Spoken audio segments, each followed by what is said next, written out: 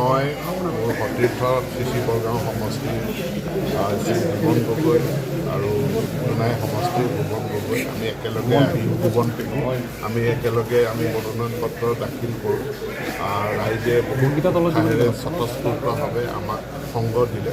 মই ৰাইজৰ প্ৰতি কৃতজ্ঞতা জ্ঞাপন কৰিছোঁ, তেওঁলোকলৈ মোৰ প্ৰণাম জনাইছোঁ। তেওঁলোকৰ মৰম আশীৰ্বাদে আকৌ এবাৰ ভাৰতীয় জনতা পাৰ্টীৰ নেতৃত্বাধীন NDA চৰকাৰখনক সুৰক্ষিত আৰু বিকশিত অসমৰ বাবে ক্ষমতাত অধিষ্ঠিত কৰিব বুলি আশা ৰাখিছোঁ।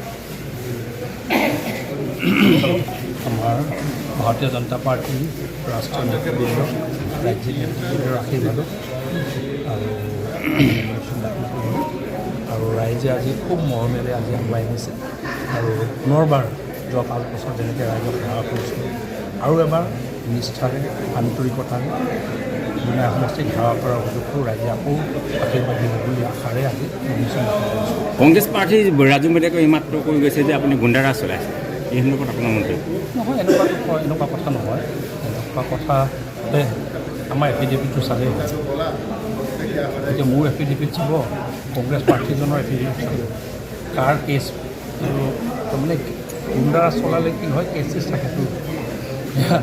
আমাৰতো কেছ নাই, সেইকাৰণে এবাৰ চাই লওঁ।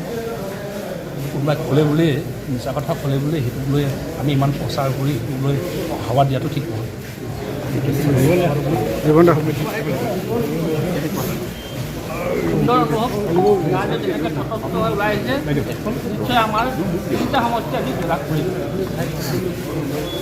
আমাৰ